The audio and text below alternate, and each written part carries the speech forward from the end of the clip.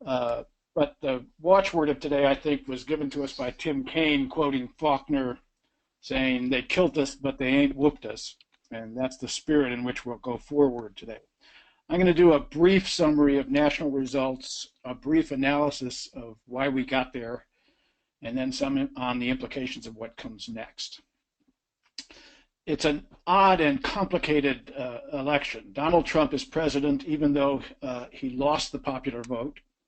And it's more perverse than that. Large majorities of Americans don't like him, don't think he is honest, don't think he has the temperament or the experience to be president. 70% don't like the way he treats women. Vast majorities oppose his signature proposals to build a wall, to deport millions, or to slash taxes on the rich. And yet, they still voted to make him president. Republicans maintained their majority in the Senate, losing only one seat, with one yet in New Hampshire to be determined, although the Democrat is now ahead. And with Tammy Duckworth, Kamala Harris, and Catherine Cortez Masto winning Senate seats, this might have been the night of the women again had Clinton won. Republicans maintained their majority in the House, losing only 6 seats with a couple yet to be determined. They picked up 3 more state houses with now 33 governors, a record 33 governors as Republicans. Gloria will go into that in more detail. Minimum wage initiatives passed across the board. 3 more states legalized recreational marijuana. 3 expanded medical marijuana.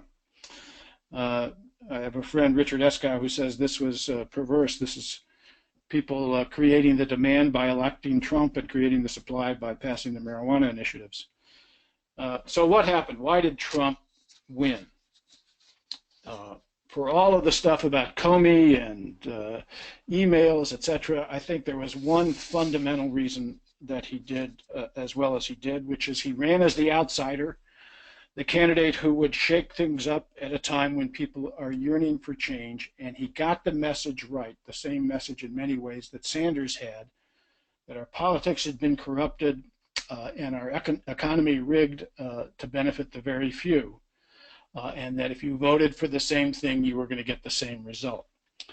And Clinton, for all of her strengths, was inescapably the personification of the establishment that had done that, and she chose to run on continuity as Obama's 3rd term, if you will. Trump, the billionaire, promised to clean out the swamp. Clinton was indelibly marked by the corruptions of our politics. Nearly 40% of voters, 39%, said change was the most important reason for their choice. And of those who said that, they voted 85-14 for Trump. The second thing that I think this is about, and people have to understand, is this is about a real failure of the 2 parties, the establishment of the 2 parties. The Sanders revolt in the Democratic Party following Occupy, the Trump revolt in the Republican Party following the Tea Party, is a repudiation of the elites that have run our politics. And it's not about gridlock. It's not about obstruction. It's not about excessive partisanship. It's a reaction to policies that the establishment in both parties supported, from the big money politics that is so corrupting, to crony capitalism, to our corporate-defined global strategy that shafted working people, particularly across the Midwest, which were the determining states. People wanted to issue a clear rebuke, and they did. In Michigan, half of the voters thought trade took jobs, and they voted for Trump 57-30. Virtually the same thing in Ohio and in Pennsylvania. And that is where the supposed blue wall was busted. Third, there's no question that there was, as Van Jones termed it, a white lash. Trump ran not as a populist on the left, but a populist on the right. He didn't just rouse people against the elite, but he roused people against an elite who he accused of coddling those people: blacks, Muslims, immigrants, women. Clinton lost white men by 30 points, worse than Mondale lost them to Reagan. But she lost white women too by 10. Many today awoke to a world in which they are frightened about the country where they live. And one of the first jobs for all of us is to reach out, to incorporate, and to reassure and to stand with people of color, with women, with Muslims, all of whom feel, with immigrants, all of whom feel that they are targeted by this result. Fourth point, I think it's important, is about the Obama coalition. The Obama coalition is still there. The turnout wasn't particularly low. Whites were a smaller percentage, 70% of the electorate this year than they were in 2012. Blacks were down a percentage point, but not much. Hispanics and Asians were both up a percentage point. Young people and single women were the same percentage of the electorate. Clinton won all of them by very large margins, but underperformed Obama in all. Obama won blacks 93% of them, Clinton 88%. Obama won Hispanics with 71%, Clinton with 65%. Unmarried women, Obama 67%, Clinton with 62%. But these are huge margins. And while Obama did better, Clinton did remarkably well, and the turnout, as I said, held up. The big difference was that working class white men and women jumped ship. The lesson of this election is that white men can jump. Obama won majorities of those without college degrees in 2012, and Clinton lost them big. Whites with no college degrees, she lost by almost 40 points.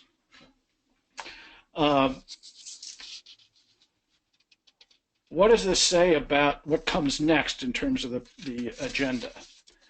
Well, the first thing we head into is the lame duck session in which President Obama is still, thus far, intent on introducing the TPP, the Trans-Pacific Partnership Trade Deal.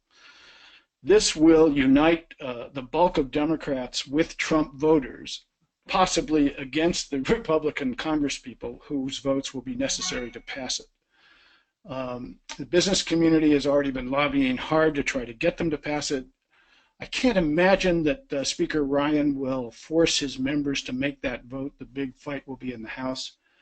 But that will come up immediately, and it will be about one of the centerpieces of this agenda that has so badly served most Americans. And that will be a huge and defining fight. President Trump, it's hard to get those words out, promised during the campaign that on day one he would rip up the Iran deal and he would do what he could to repeal Obamacare. He promised large tax cuts on the rich and corporations and a big infrastructure initiative. The way that will come down will probably be similar to what Clinton would have ended up with, which is an infrastructure initiative paid for by giving corporations who have stashed money nominally abroad, like Apple, a big tax break to bring that money back, and a lower tax rate on all of the money that will produce some income for the infrastructure bill. There will be huge fights over climate and coal, which Trump is a well-known denier, over judges and women's right to choose, and of course over immigration, both the wall and deportations and Muslims. We will see, I would think, the elite working very hard to use Trump and the Republican rule to make a run at privatizing or cutting Social Security and Medicare. Now, the thing about these fights that I think it's important to know is that on almost all of them, the majority of Americans are not with that agenda. Buyer's remorse will set in immediately. There is no honeymoon here, particularly because most didn't vote for Trump anyway. And this sets up a real opportunity, obviously, if progressives organize, both for the by-election and for 2020 when we have reapportionment. I think it's important to remember the second term of George Bush, when he was elected and he announced he had political capital and he was going to use it to privatize Social Security. And he went across the country and he did a press conference a day for 60 days progressives organized against him, and at the end of that 60 days, his measure was less popular than it was when it started, and he didn't even dare to introduce it to the Republican Congress. We have to mobilize big time, but if we do, the opportunity is still there. Trump got it right about America's position, Americans' sense that this politics is corrupted and the economy is rigged. But his agenda gets it wrong, and we can win these arguments if we mobilize. On the Democratic side, progressives should not be retreating from social liberalism, but they have to be advancing with economic populism.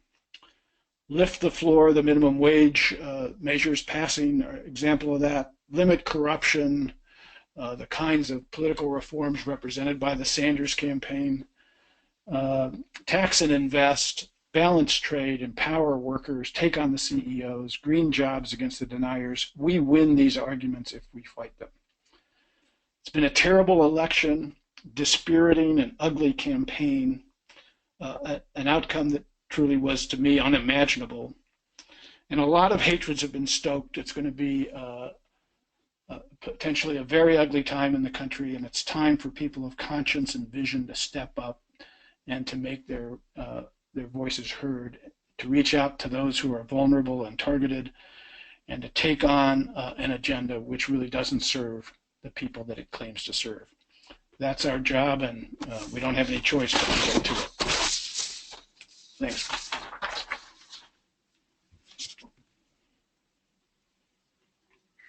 Great. Thank you, Bob.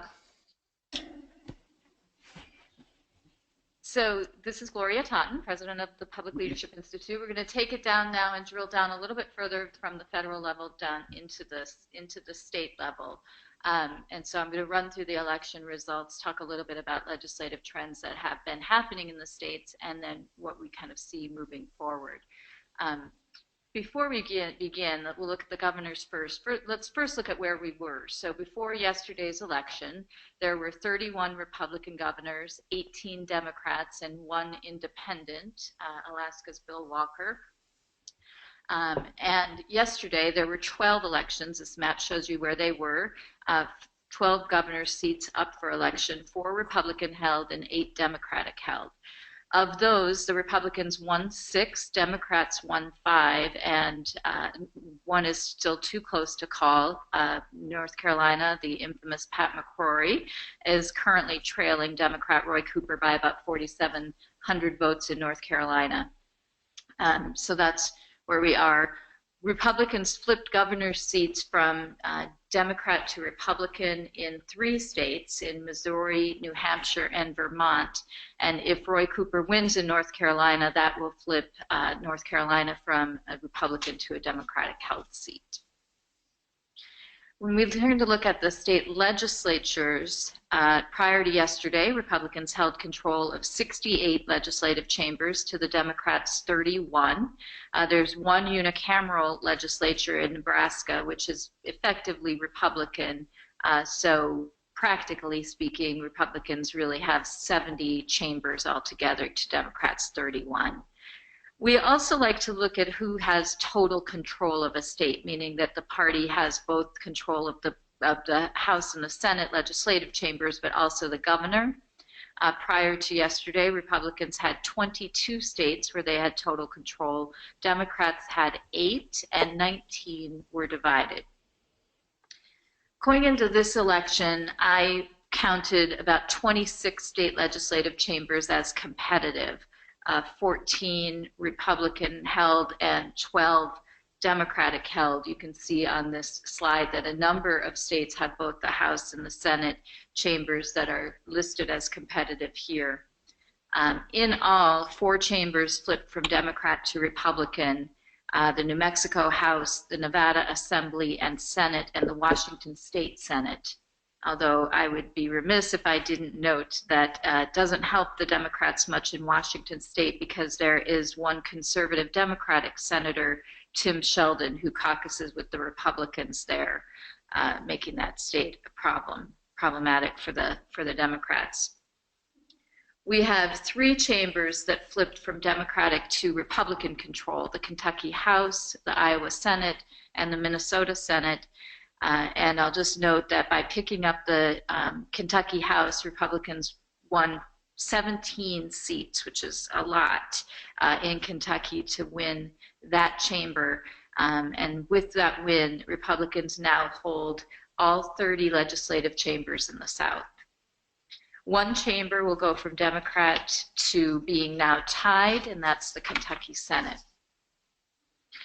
So this was largely a status quo election, with no major gains made by either party. You can see on the next slide that there were about 3,100 Democrats in office and just under 3,100 now, 4,118 Republicans in office, 4,109 now. So it was, you know, as someone who's in the business, has been in the business of winning elections, it's not usually a good day when we say that it was a status quo election and things look about the same, especially when you see who's in control here. But given what happened at the top of the ticket, I think this is indeed some good news. So it wasn't a complete wave election. It wasn't, you know, a tsunami like we saw in 2010 when Republicans picked up more than 700 state legislative seats. So this is what it is. So let's move to the what this means moving forward, and to give you some context for what the effect of these election results is going to be on policy. Let me first just give you a quick comparison of what happens at the state level versus what happens in Washington, D.C. State legislators introduced nearly 172,000 bills during the 2015-2016 biennial sessions, passed nearly 30,000 bills. Compare that to Congress, where they introduced more than 10,000 bills and passed 199. State legislatures are now almost 17 times more productive than Congress, and we expect that that's going to continue to be the case for a long, long time to come. And so I would argue that this is where we need to put much of our focus and make states more of a priority as we start looking forward here in terms of where the change is going to happen. So this slide shows you that in terms of just the frequency, the sheer number of bills that have been introduced in states, that these are the top legislative issues that have been prevailing 2015-16 certainly, but I think you can also look back at these issues as being the primary driving issues really since 2010. Not all bad, but large, you know, a lot bad. On abortion, 635 bills in 45 states. We saw 41 states in the District of Columbia considering more than 400 bills designed around voting. There were a lot of bills. Almost 400 of those bills were to enhance voting access, and then there were another 100 bills, or just close to 100 bills, that were designed to restrict access to voting. So we saw a huge uptick.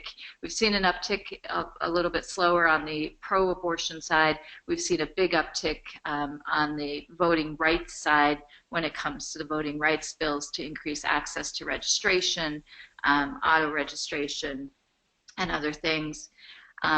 We saw legislation relating to drones, which is, there's a lot of activity, 41 states looking at that, which is no surprise given that it's a new technology that, that legislators are now, you know, needing to turn their attention to. According to the Human Rights Campaign, there were more than 160 anti-LGBT bills introduced in 31 states in 2016. These are mostly religious freedom bills that give businesses the option to refuse to do business with same-sex couples, and then the other bills are largely in the category of transgendered, restricting transgender people from using restrooms, locker rooms, other public facilities. 22 states and the District of Columbia considered body camera bills and video surveillance of police officer bills, so an uptick on that. driven in large part by Black Lives Matter and the shootings that have occurred. 17 states, the District of Columbia, and lots of cities have enacted new minimum wage laws. And Bob touched on this a bit at the referendum level. We saw at least a dozen states looking at minimum wage legislation in 2016.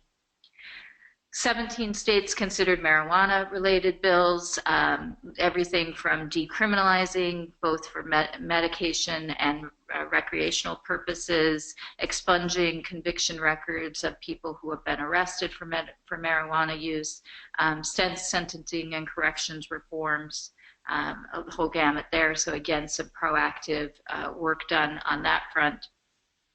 20 states heard bills to allow some form of concealed carry on college campuses. And so that's what we saw there. So these are, again, not all, probably 2, certainly 4 years ago, if I had put this slide up, it would have been almost all conservative-driven legislation. We have seen in the last couple of sessions that more of a proactive move on these issues, and hopefully we'll see it on many more. There's some, I think, to Bob's earlier point, there's a lot more that we could be doing, driving economic issues that really start to address people's real problems with wages and jobs and leave and other economic issues that we know matter a lot to folks, public education and issues around that. So there are many, many areas where we can go into more while not letting up on driving voting rights, abortion rights, minimum wage laws, and other proactive progressive policy ideas. So that leads me to what do we do now? Where do we go from here? Just to give you some context, going back, thinking about that competitive chamber sheet that I had up, there are about 90 to 100 seats that are held by conservatives in these states, and another maybe close to 50 seats that are held by progressive or Democrats that would need to be protected to help drive a progressive policy agenda in the states. So in all, we are talking about 150 districts that we need to focus in on.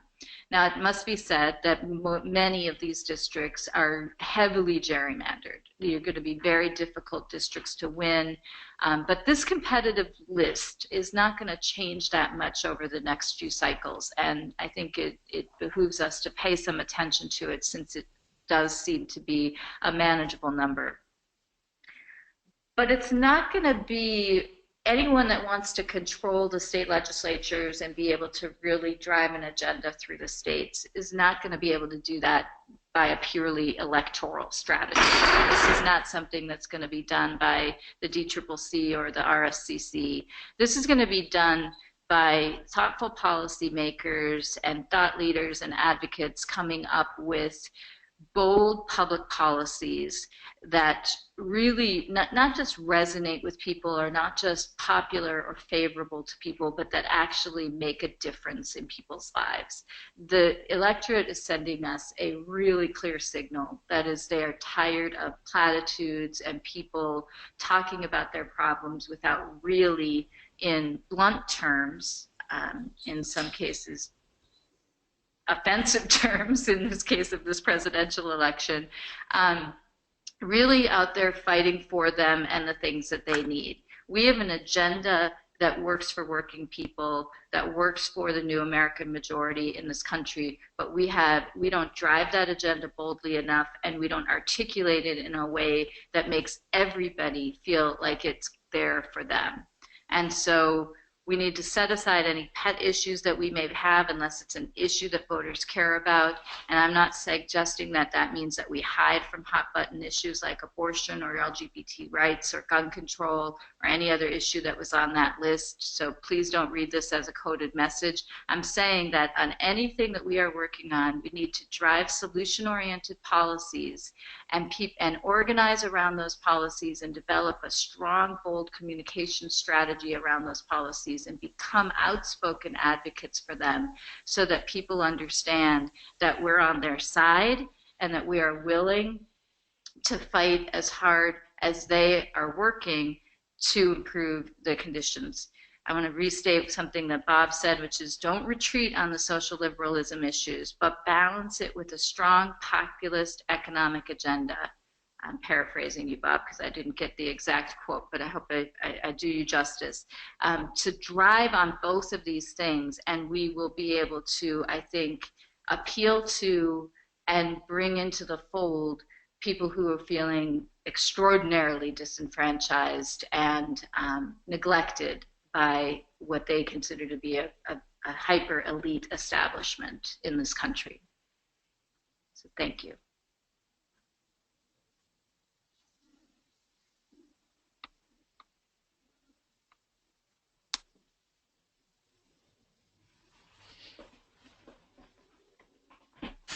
Great. Thank you, Gloria, and thank you, Bob, for your insight and wisdom coming off of a shocker of a presidential election.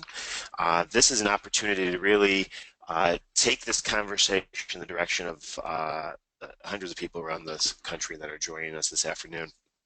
If you have any questions, you can type questions in the questions bar, or you can raise your hand, and would encourage you to do so.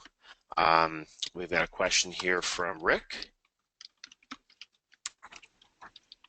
I don't think he typed the question. We'll come back to Rick in a second here. I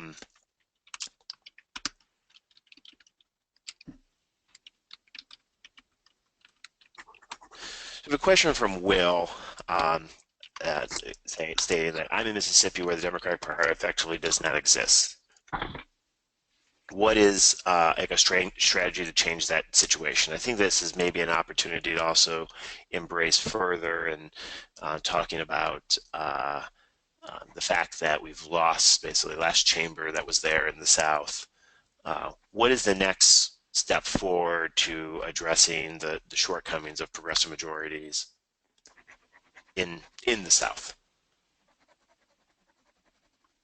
Bob, Gloria, either one of you want to jump in? Yeah, I think we've got to figure out ways to organize on our, independently of the party, whether it's through existing community-based organizations, of which there are some in Mississippi, whether it's, even starting at the community, community to community level. Certainly there are national organizations that if there are folks in your community that want to step up and run for office and try to create the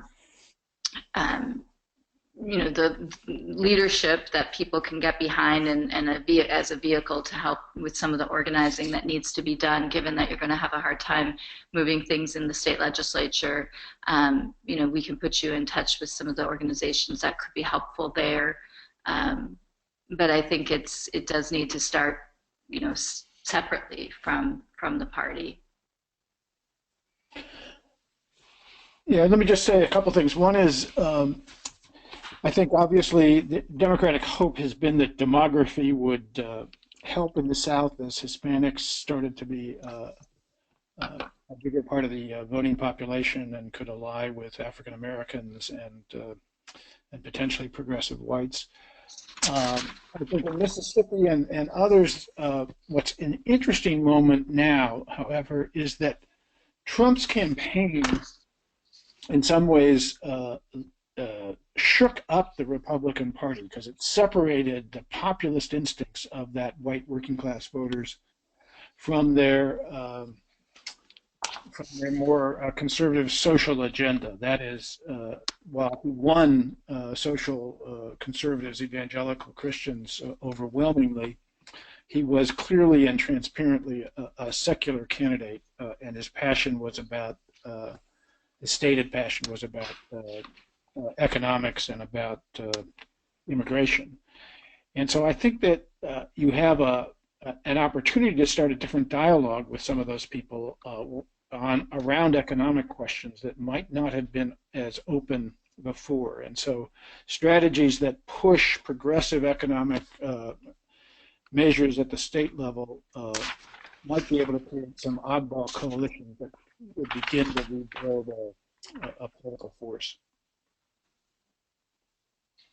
Great. We actually have a couple questions from a number of people who asked, who brought up this question that, so if this was a change election, why did so many Republican incumbents keep their job?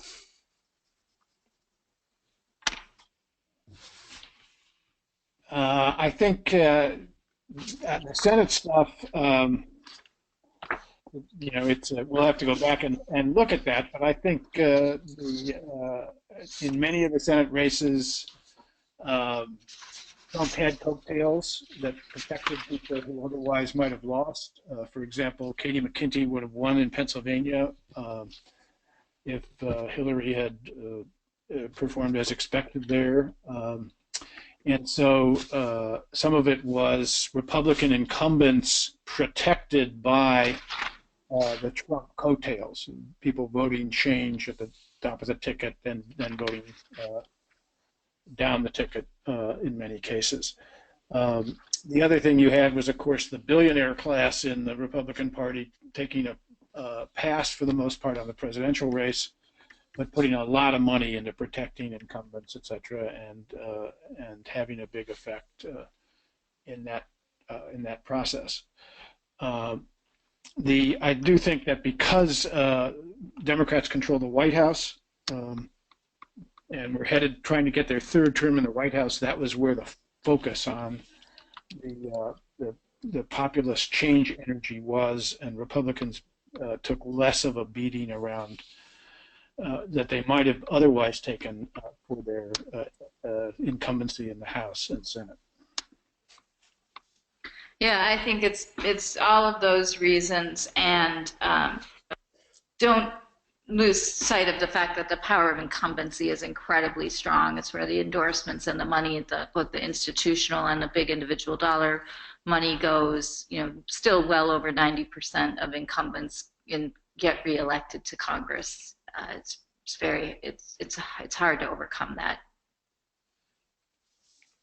And we saw this wasn't a wave all the way down the ticket, Right.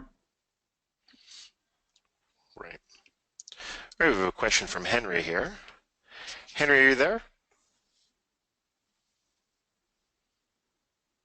Henry, can you hear us? All right. Come back to us in a second here. We have a number of other questions. I'll just kind of quickly summarize that. I mean, given the fact that turnout relatively the same, the people are struggling to see how did voters elect Obama in 2012, and some of these same voters now vote for Donald Trump.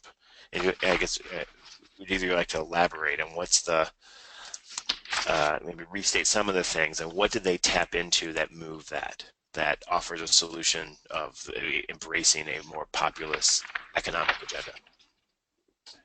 I think Clinton was the second most unpopular candidate in the history of American politics, the first being Trump. And so she underperformed in all of the core constituencies of the Obama coalition. So while their turnout was as great and her margins were very great, they weren't as great as Obama's. And that was costly. But in the key Midwestern states, the blue firewall, Michigan and Wisconsin and Pennsylvania, and western extent Ohio, this was significantly working class, non-college educated voters delivering a protest message to the candidate that was seen as representing both continuity and the establishment. Clinton was the personification of that. And while Obama won those voters, majority of those voters in 2012. She lost them significantly in 2016. And that turned that blue wall into Trump territory.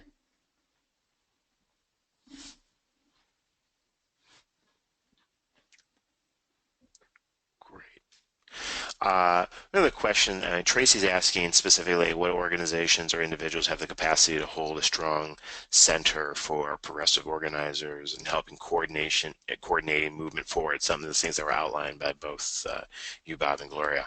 I'd like to also expand that because there's some other questions here. That is the progressive infrastructure broken that that wasn't able to achieve the outcome in this last presidential election. So if you want to like maybe take a stab at a very quick maybe assessment of where things are and offer where do we go from here? Well, at the national level, I think that progressives, the progressive infrastructure, in my view, keeps getting stronger, with the exception of one key area, which is labor unions. And historically, labor unions are both America's leading multiracial institution, and obviously they are the advocates of working people. Union members vote, white male union members vote much more pro-democratic than non-union white males vote in election after election. And as unions get weaker, the Democratic Party and the progressive forces get significantly weaker.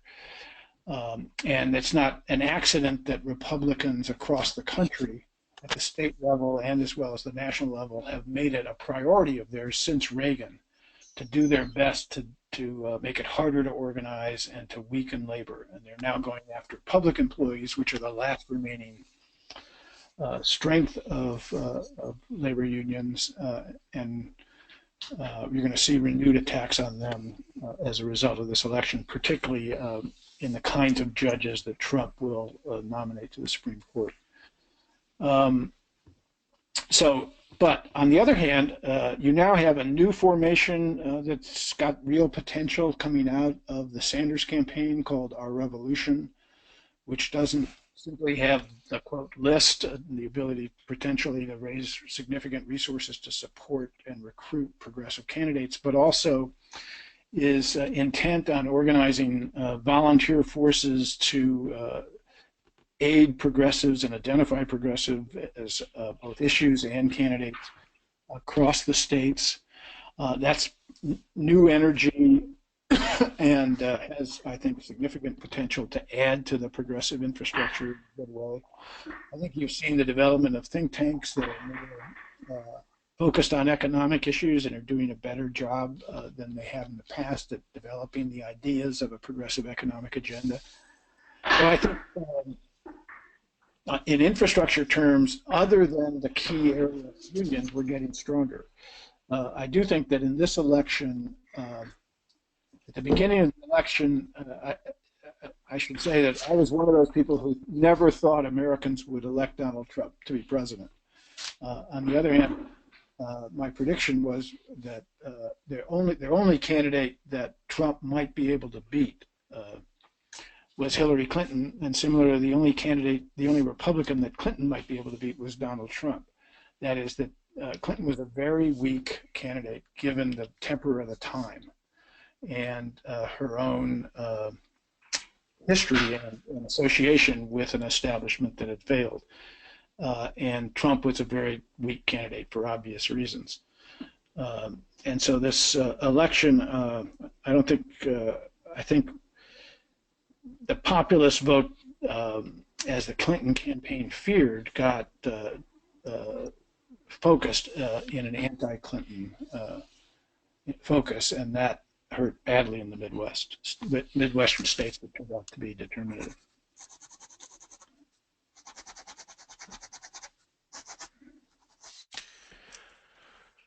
We have another question here. If folks want to ask questions, if you can raise your hand again, and we will get to those questions as well. around message and defining what this election was about. We have a comment from Seabury here that says, we lost the message war, failing to smack down to the deceitful conservative messaging, failing to state our message where conservatives well, to conservative audience and understand them. What plans do we have to address those? And so maybe even taking a step back, like the message of the Clinton campaign, it certainly didn't do enough to be able to hold the same margins that we saw in a 2012 election. What was its shortcoming? There's an interesting article in Politico today that argues that the Clinton campaign understood that Sanders and Trump had touched the right tone, the right temper, the populist temper of the time, and the demand for change. But they couldn't figure out in their own testing how to make Clinton a credible spokesperson for that, given her history and association of Washington and associations with Wall Street and all of the corruptions associated with that. And so they chose to make it a campaign focused on character and temperament, because obviously that was part of Trump's weakness. And they drove that, as you could see in all of the ads that you saw, as their central message. And that was effective. Americans agreed with them that Trump was dislikable and unprepared to be president. But at the same time, the effect of that was to abandon what was the most populist platform ever to come out of a Democratic convention in recent years, and to expose her to this more populist economic assault. So in terms of going forward, I think you've got a Democratic platform to work with. I think you've got Republicans have a huge problem. They have the advantage of controlling both the House and the Senate and the President and the White House at the national level, and the disadvantage that comes with that, which is people are going to expect them to produce, and they have no agenda that can help the working people that they have misled for so long, and have misled again in this election. And so the coming fights, if Democrats are prepared to become, to argue and support the agenda that they passed and to become tribunes of a populist spirit, I think the coming fights offer great opportunity for new messaging and repositioning. And I would just add, Bob, I agree with everything you've said, that we need to look for candidates that can carry these messages, right, and back people who can speak, speak to these issues in a way that feels genuine to folks and authentic, and then for those that we do have that are in there, we need to challenge them again to be bold and to stand up and to fight and to put, we are in the minority in most places. That doesn't mean that we should not continue to put ideas and policies forward and to fight outside of the dome if we have to make sure that people understand that, that we're driving forward policies that work for them. Great, thank you. We have two questions here I'm going to try to combine. One from Adrian that poses the economic messages and the and writes the ism resistance do not necessarily complement each other. How do we reconcile these? And then, maybe also link in to Vivian's comment that given this election seems to be a white backlash, how can we address social issues that resonate with communities of color without alienating those votes that we need to get along those bases? Yeah, I don't think you'd ever hear Bob or I argue that we need to, in fact, for many years, I argued against the Democratic Party for kind of chasing this elusive white male voter. I think that there is a cohort of folks here, especially when you look at these Midwestern states that, have, many of which have progressive traditions that you don't have to trade one for the other. That it's about building a more inclusive coalition that includes white working class people, and and advocating for policies, economic policies that work for them and work for college-educated women and people of color and Muslims and people with disabilities and all of the other elements of the new American majority that we need to bring in. I don't think it's a matter of trading one for the other. Yeah, I agree with that. I think social liberalism is ascendant in America. That is, the social issues that Republicans used to use to divide Democrats and beat them now increasingly are used by Democrats to help mobilize majorities. The Obama coalition, the coalition of young people, people of color, single women, and professionals, is a rising American coalition that will be an increasing percentage of the electorate. The problem is that we have an economy that doesn't work for most people. We're in a recovery that hasn't reached most people. And you have whole areas of the country which should be blue that have been devastated by ruinous trade policies that both parties have supported. So it's not about abandoning the increasingly diverse, increasingly tolerant America that's getting built in order to go back to appealing to a politics of fear. It is rather articulating and championing the true economic interests of the vast majority and leading with that and not retreating from the social liberalism. And as Obama showed, there's a big majority that can be built and forged and rebuilt if we get that right. Great. Good question here from Betty. That kind of starts basically where we came to, that listing it's disastrous that we came to a situation with such unfavorable candidates, and how do we change that?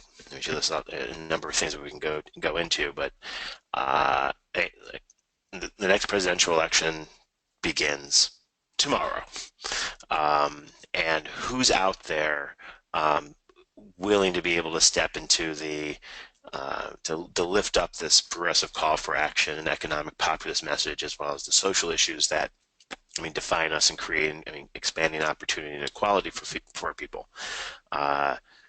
We came to this election two unfavorable candidates. At least from the progressive side, how do we make sure that doesn't happen again? Two things on that. One is money talks, and early money talks big. And Clinton, as the overwhelming favorite of the establishment and of the Wall Street wing of the party and the Silicon Valley wing of the party, captured the money early, and that ran all of the other candidates really out of the process. And so that was one of the features of this race. What's different now is that Sanders has demonstrated that you can be a truly competitive candidate without raising big money on the basis of small contributions in social media and what have you. And I'm sorry, you're a bit muffled there. Can you? On the basis of small contributions in social media, and that space is still open. The second thing, so I think that is a new opportunity that's been revealed in this election. The second thing that we will see is you've got in the Senate a group of progressive populist senators, Elizabeth Warren, Sanders, Sherrod Brown, Jeff Merkley, and others who are increasingly have a podium and are increasingly the leading voices of the party, and they will be even more so after this election. And they are reinforced by the Congressional Progressive Caucus, Keith Ellison, Rahula, and others in the House, now refreshed by some new members like Jamie Raskin and Pramila Jayapal, who've just been elected, who again will have a podium and a ability to help lead this. So I think you'll see the space that Sanders revealed existed now filled and competed for, and helping to build a more populist, progressive agenda and message, in the coming months and years.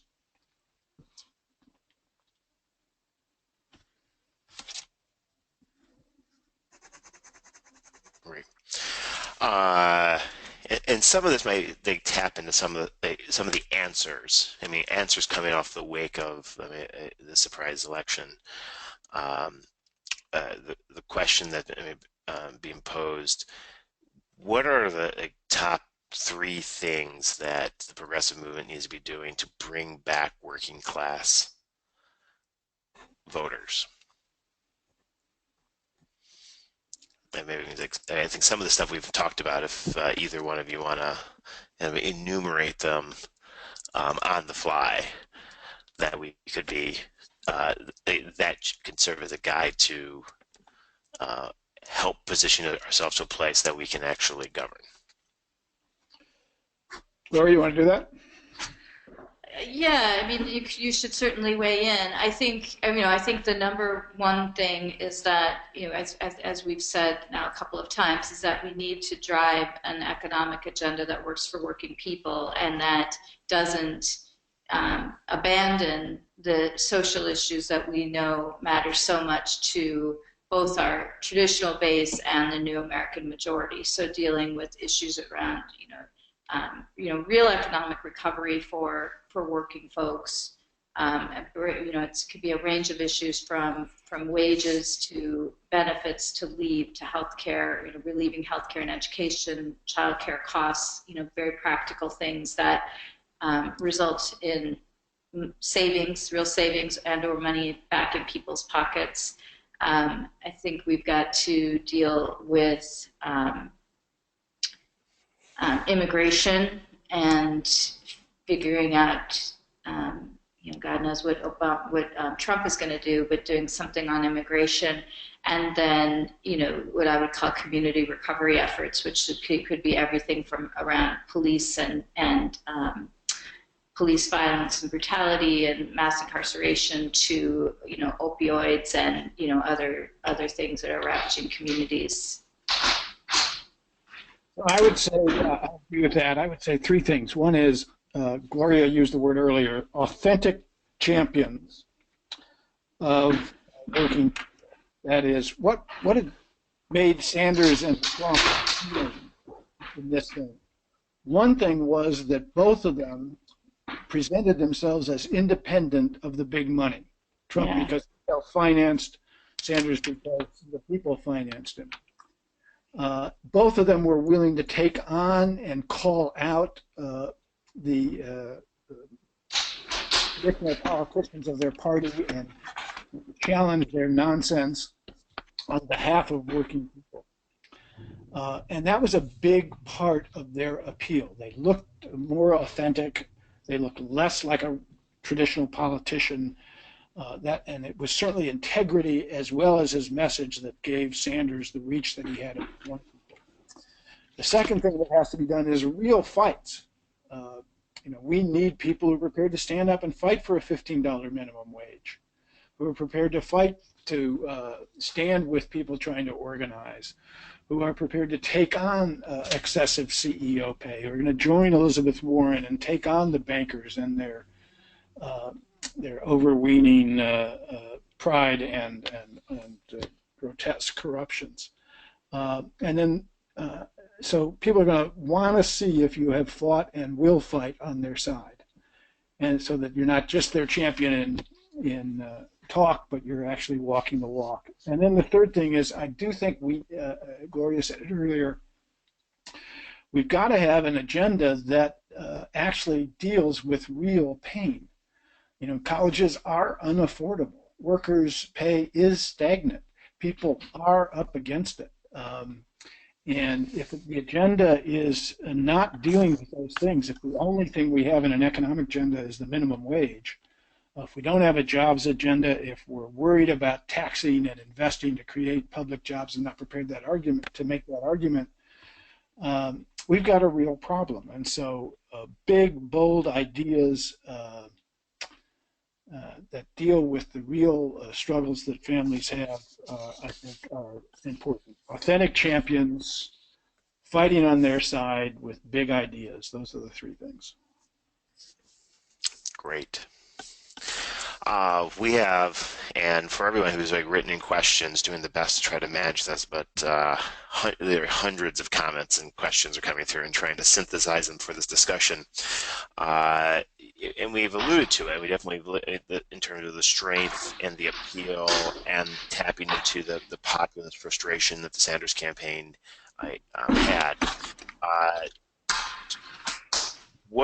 Do you have confidence that those who were activated, particularly young people that were activated into the Sanders campaign, and maybe are institutional players or maybe longstanding activists, whether it's the Democratic Party or other progressive organizations, coming together to be able to unite around a shared agenda to move forward? And how do we reconcile that? It seems that there's still a lot of frustration, tension that exists. How do we reconcile that in order to channel our focus into fighting for the things that we share and believe in? Well, just a couple of words. One is we are in what the old apocryphal Chinese curse is, interesting times. The center is not holding. Right. The old consensus has failed. And you're going to see out of this campaign enormous amounts of hate that's been stoked that could spin out in really ugly ways. You're going to see the need for organizing among progressives, among young people, etc. I think young people have grown more cynical about our politics for every good reason, and our increasing numbers of them will spin out and do different kinds of organizing.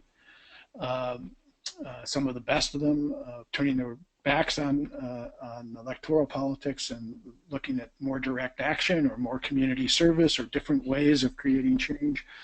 So this is going to be a very complex. When the consensus falls apart, the arguments get fierce, the tumult increases, and it's a very difficult terrain.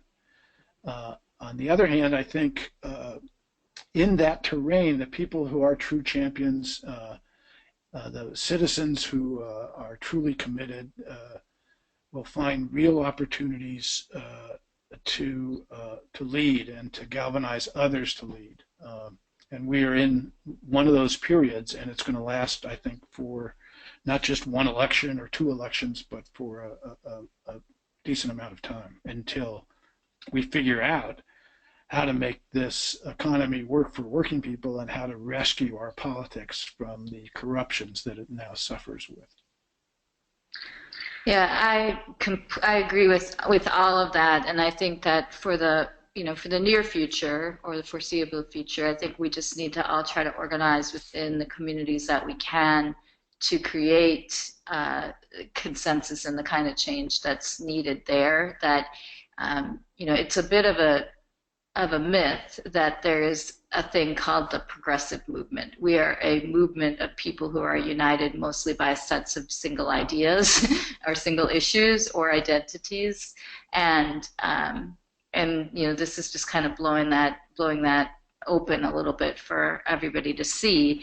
And so I think we can't stop, we can't wait for it to all come back nicely together. So I think we've just got to break it down a little bit in terms of where we can put our efforts and create the kind of change that we need to see community by community, constituency by constituency.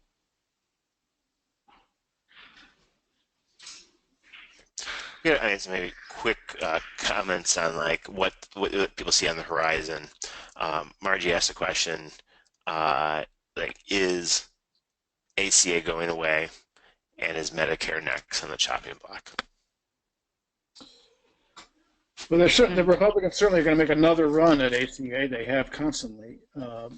And so there's no reason to think they won't try it again. They have a real problem, though, which is they don't have anything to replace it with. And you've got 20 million Americans that get health insurance from it. And so while Trump is dedicated, and he's announced on the first day he's going to act to repeal the parts of Obamacare he can repeal, this is going to be really contested in the Congress. On Medicare and Social Security, we have an elite politics that, with a lot of money behind it, that really wants to, that believes that we can't afford to provide these programs for seniors at their current levels, and wants to reduce them or raise the retirement age or privatize Social Security. And I think with Republicans controlling both houses of Congress and the White House, they will push hard. They will push hard to put them on the table and try to create some of those changes. Those are incredibly unpopular reforms, limiting Medicare. And so that's a fight that we should, it's both a fight that we'd be on the side of the angels, and we should be quite prepared to take it on. Another question, like, is it a fair conclusion to say that the Supreme Court is lost for another generation? No, that's a horror. And the hope was that Clinton would be elected and we'd have 3 appointments. Now we have to pray that the older justices decide to keep trucking and stay healthy. But there is one justice up for nomination right now, and Republicans who have obstructed Obama's choice will be rewarded by being able to offer their own choice. I can't imagine Democrats would lock that choice for 4 years. So, yeah, we're headed back to a conservative majority on the court.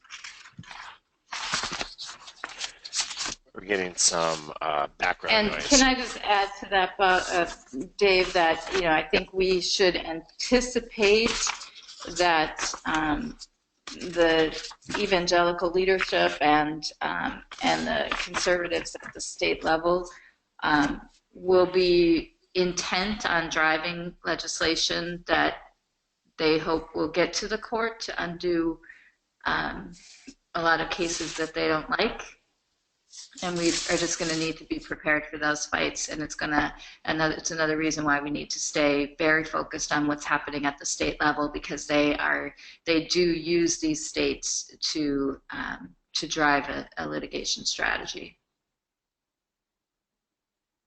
I have a question from Mike asking that we've talked about a lot of good policies, but is there confidence that the Democratic Party will shake off its debt and obligations to big money and really commit to these kind of policies in order to help elect the people necessary to enact them? So it gives a little bit more of a sense of, has the Democratic Party establishment woken up, and will they change? This was a rebuke of big money and of that establishment, and I can promise you that they will be back. And they are not going to give up. They have to be defeated. Yeah, and I think I agree. And change is hard, but there will be a lot of pressure on the establishment leadership to reflect, and hopefully we'll all be creating a lot of pressure for them to receive the right lessons from the outcome of this election. Just to not be completely pessimistic on it, there's sort of interesting tendrils of change. So Sanders' forces have taken control, I believe, of 80 state Democratic parties. And in one or more of them, you're a little muffled there. So can you say that again, Bob? Sanders' forces forces coming out. We're here. I'm sorry, just one more interruption. We're getting a lot of paper ruffling. So whoever's ruffling paper, if they can, not you, right, can either stop or mute. All right. Sorry, Bob. Anyway, forces coming out of the Sanders campaign have taken over, I believe, 3 state Democratic parties. And in one or more of those, they may well try to figure out how you create a party that's a real party as opposed to one that's just a fundraising operation for the top of the state tickets.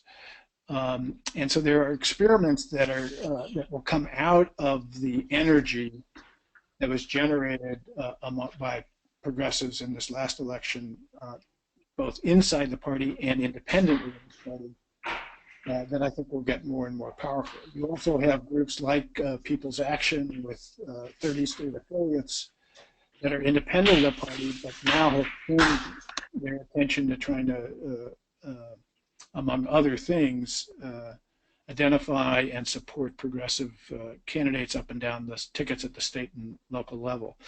So I think, as I said, I think our politics, there's new energy, there's new possibility. We've seen that there's an ability to operate with better independent and relatively affordable organizing through social media. And so there's new possibilities that we've got to see that we're exploiting. But the battle about big money against the Wall Street wing of the party or the Silicon Valley wing of the party, that's not going to go away. That is going to remain a battle. Great. We're actually, Bob, we're getting a few people who are asking, what are those 3 states that the Sanders? I'm afraid of that. Right. I knew that a month ago. I think it's South Dakota, Oregon, maybe. And for the people who are asking that question, we'll see if we can find that out and get it out to people.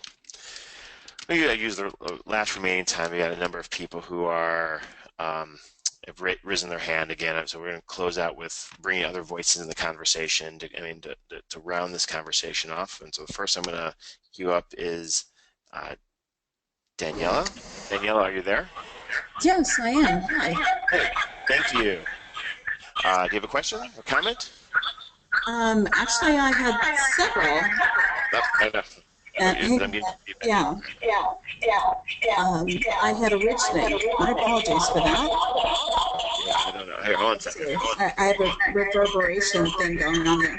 Yeah, I'm going to mute you and see if I can bring you back. Try that. Try again. Yeah, let's see if that works better. Yeah. Hang on a second. Let me mute this. Okay, I don't know if that's going to help at all, but let's try. Yeah. I had originally asked some questions, and I'm hoping that you can address them regarding gerrymandering. Was the first question, especially in Texas. We have the issue here. I moved here from Northwest Indiana, the Chicago area, and noticed a tremendous issue in Texas with gerrymandering and the fact that you really can't get many Democrats to do much of anything because of the fact that the gerrymandering issue really blocks Democrats from doing much. So that is a key issue. I asked about getting unions started up again, helping with that issue. One by one here.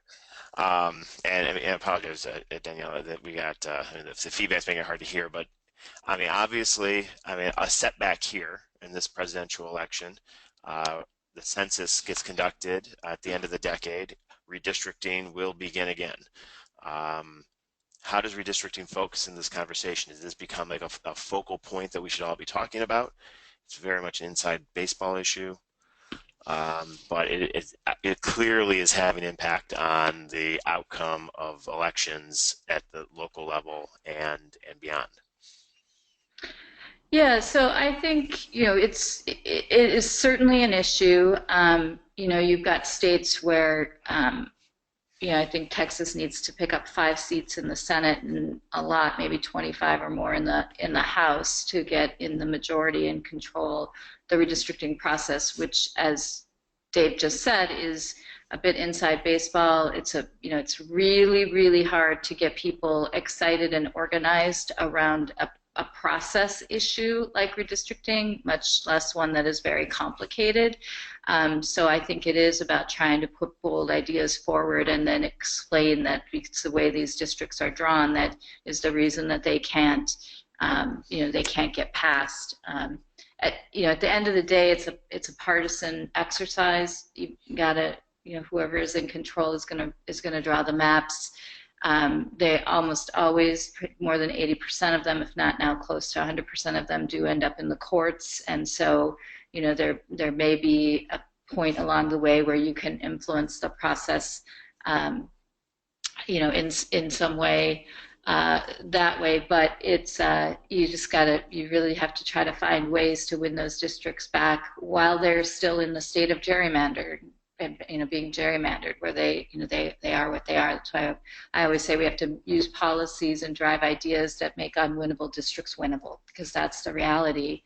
If we want to change it before the next round in 2021. So that's, Dave. We've got to move us to a more optimistic topic here. So, I know. Kind of Debbie Downer here, but. But I think that's kind of what needs to happen, or to try to create. It's a bit of a mess, but you could create. Try to move something in an initiative or referendum state where you could move to independent commissions, or something the way Florida did, which said clarified the criteria that can be used to draw new districts. So there are some citizen-led efforts that could be undertaken. They're not cheap, but could be done, that could help make the system more fair. Unfortunately, it's become the way the game is played is that both no matter who controls, whether it's Democrats or Republicans, whoever controls the process always tries to draw maps in their favor, and so you get gerrymandering, and in some cases I would call it the outright marginalization of voters by both parties.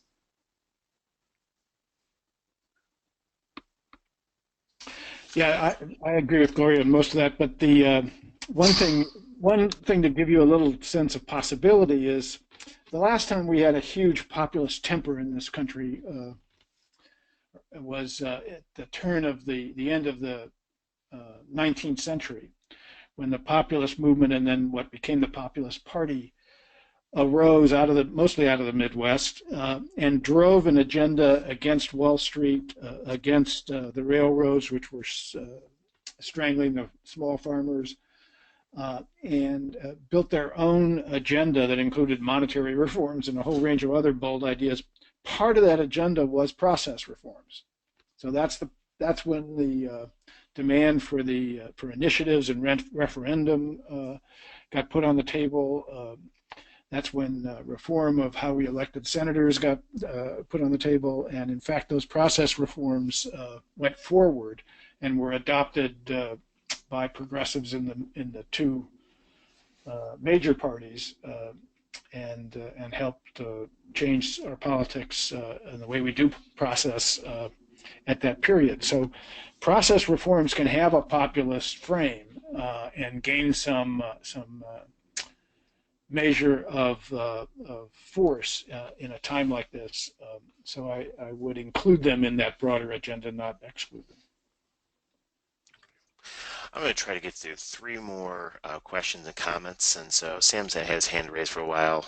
Sam, are you there? Hey, Sam?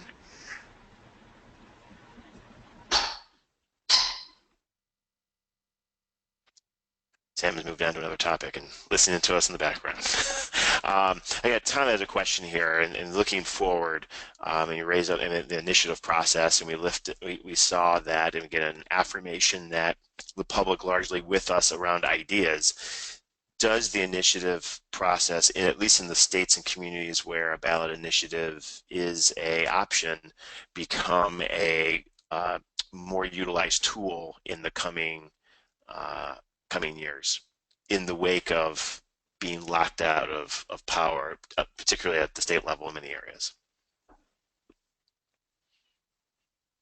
Yeah, I think so. I mean, you know, it's expensive, again, money in politics. It's expensive to run an initiative campaign, but I think that there are, you know, groups that are starting to see this as a more viable option, particularly given that conservatives control the majority of the state legislative chambers in the states and now the Congress. And we saw that this year around gun control and, you know, trying to go straight to the voters on gun control as a way of getting around, you know, the NRA and, you know, and legislators that are easily pressured and, you know, by them. So, yeah, I think so. Great. And we got a question here from Diane. Diane, are you there? Hello, Diane.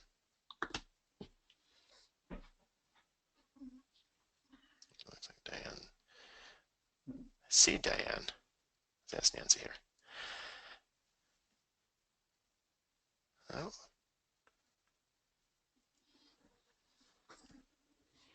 Try here. Hey, Nancy, are you there? Hello? Is that me? Yes, that is you. Oh, Did you raise your yeah. hand for a question?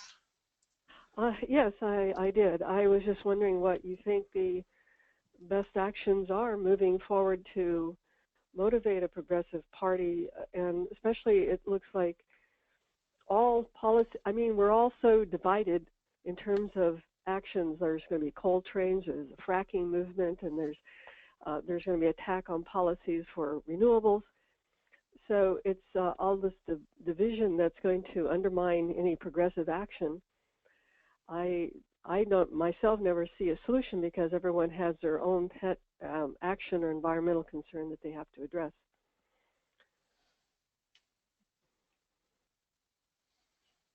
Yeah, I think, Nancy, that's a really good point, and it kind of goes back to what I said earlier, which is, you know, to put, you know, set our pet issues aside and be able to try to come together around a set of issues that we know voters care about, and you know, that doesn't have to exclude any of our pet issues or mean that, you know, that we can't focus on it. But I think we really are at a point where we've got to pay attention to what people, you know, want us to be paying attention to. And I'm not saying that out of some cynical, you know, politics, you know, just to win elections. I'm saying that because, you know, as Bob stated earlier, there's real pain there for people, and, you know, these are not theoretical challenges that folks are facing. They're real economic and social challenges that you know, are making it very difficult for people. And so, you know, I think that's what we need to try to focus around. Now, does that mean that instantly, you know, all of us are going to abandon what it is that we're working on and organizations are going to focus on myriad issues? No, but I think that where we can, that's where we need to start. I think movements change politics. Politicians, George Miller, the great congressman, used to say, never lead the parade until it's already formed. Then they run to get in front of it. Movements change politics. On climate, we desperately need a bold, serious movement around climate, particularly in the face of the Trump challenge, that is independent of both parties and that forces both parties to deal with their reality, with the reality. And great politicians, progressive politicians, will respond and figure out this is a green jobs agenda that can put people to work and deal with our climate change. This is an opportunity to create the innovations and the technologies that will sweep the world markets because everybody has to deal with climate change. They will find ways of making it speak to more than just a single issue. if they are serious and creative leaders. But movements, have to disrupt. They have to challenge failed assumptions, and so I don't expect our politics to be unified or easy or smooth. We desperately need on foreign policy, on wars without end, on climate, and on a whole range of other issues. We desperately need independent issues that are forcing politicians in both parties to respond. Great. I'm going to take two last questions here. John, are you there? Hey, John? Yes, I'm here. Can you hear me? I can hear you great. Good. One of the things, and I would consider this a bold idea, it's not a new idea, but I wondered whether there's any potential for traction with proportional voting as a response to gerrymandering. There was an initiative in Maine this time about ranked voting, where you rank your top three choices in order, and then you can only win if you win 50% of the votes. So if in the first round of all the number one rankings, nobody gets 50%, then you look at the number two rankings of the people whose candidate came in last, etc. It's complicated, but it forces you to get to a 50% leader, and it allows third-party nominees not to be seen as immediately destructive or throwing the election to the other side. I haven't looked to see if that initiative passed or not, but there's an experiment in a couple cities with it also. And proportional representation is a bigger, tougher change, and I think it probably still could be done at the state level, but I'd have to go back and research that. Gloria, you may know more about that than I do.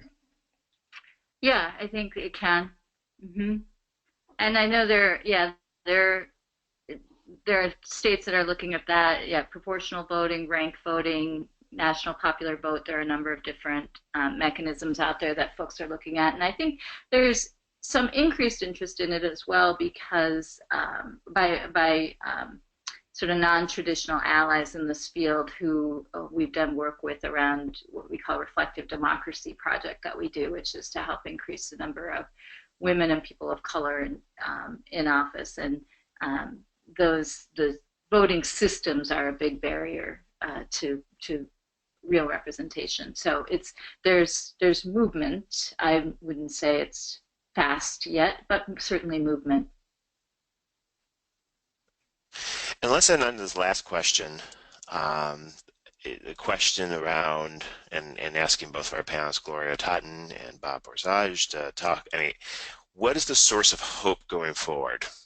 Which we'll have to dig deep, coming off of what just happened yesterday. Where do you have hope for our movement, for our country moving forward, particularly in the wake of what happened yesterday? I think we are in a populist movement, and people are seeking alternatives. I think there is a progressive majority in the country.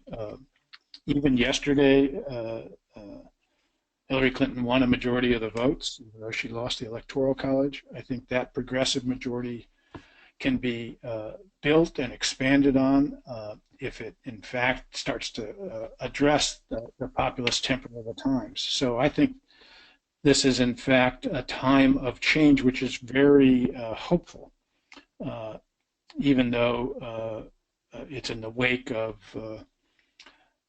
what has been a failed elite consensus. Yeah, and I too feel hope around this. I think, change is very, very hard, and sometimes, you need a really big wake-up call to make it happen, and that's what we got yesterday. And I think, as Bob said, it comes on the, there are certainly voters, I think, in the Trump coalition who were voting, against her as a woman, against Obama as a black president against, all of the things that we value and think are, the beauty of this country.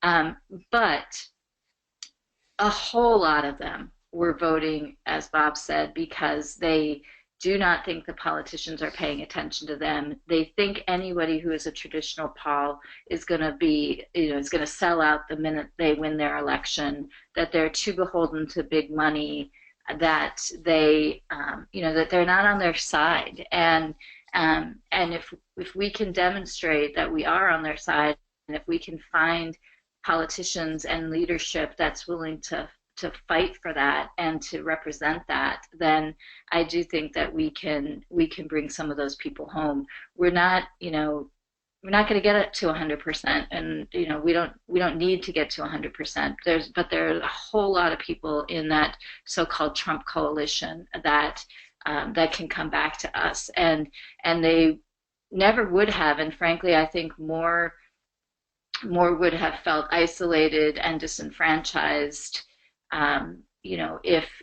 if we hadn't received this wake-up call. So while I would, while I'm devastated by the outcome of the election, I think it's going to force a whole lot of our establishment political leadership to sit back and reflect, listen, and hopefully learn from this.